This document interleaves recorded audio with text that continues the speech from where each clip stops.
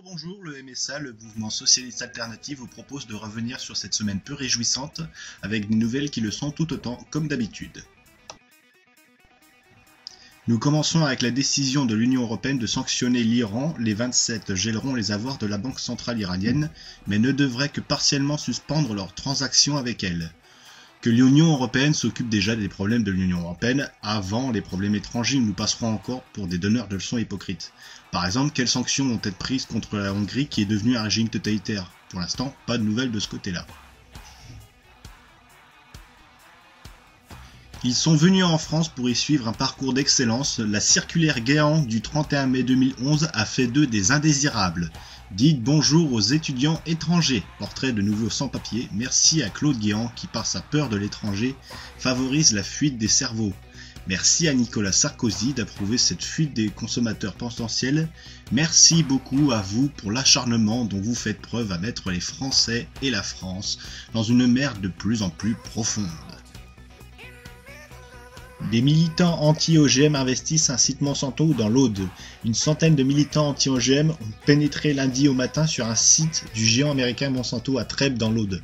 Monsanto devrait être interdit. Les recherches sur les organismes génétiquement modifiés n'en sont qu'à leur balbutiement et on ne sait pas encore assez pour en faire la culture et encore moins pour le faire manger aux gens.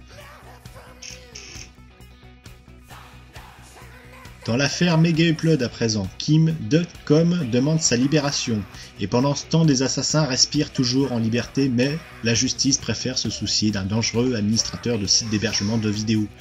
On connaît à présent la priorité de nos chers gouvernements, l'argent avant l'humain, la promesse d'un futur merveilleux. L'Assemblée nationale vote la limitation du droit de grève dans le transport aérien. Ce texte prévoit de rendre obligatoire pour les salariés une déclaration individuelle de participation 48 heures avant chaque jour de grève. L'abolition du droit de grève se fera bien un jour. J'espère que ce se fera pas de mon vivant en tout cas. Comme l'avait averti Xavier Bertrand, les chiffres du chômage ne sont pas bons. Et c'est un euphémisme, les dernières statistiques publiées par le ministère du Travail font état de 29 700 demandeurs d'emploi supplémentaires sur le mois de décembre. Belle performance, il y a plus de chômeurs en France que d'habitants à Rome. Et ça, c'est sans compter le nombre de radiés par Pôle emploi.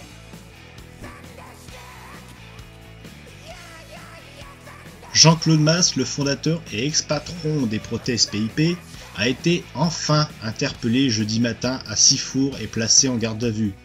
Ils ont mis le temps, on espère seulement qu'ils garderont, pendant un petit moment. En ce qui concerne le service minimum, François Hollande vote Nicolas Sarkozy. Interrogé jeudi soir sur le service minimum dans les transports, François Hollande a été équivoque.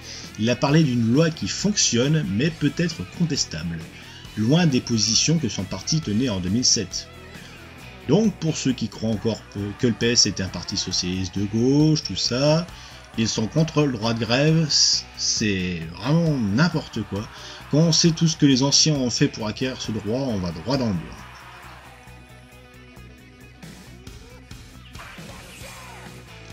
Entente commerciale illicite, 40 millions d'euros d'amende pour des grands noms du parfum, des grandes marques telles que Chanel, Guerlain ou L'Oréal, mais aussi des distributeurs comme Marionneau, Nocibé et Sephora ont été condamnés au total à plus de 40 millions d'euros d'amende par la Cour d'appel de Paris pour entente sur les prix. À la belle gueule la concurrence. Cette semaine dans Marianne, 8 millions de Français vivent avec moins de 1000 euros par mois. J'entends encore Vauquier dire qu'on est des assistés, etc. Vivre avec moins de 1000 euros par mois et recevoir des aides sans travailler, c'est pas très moralisant quand même.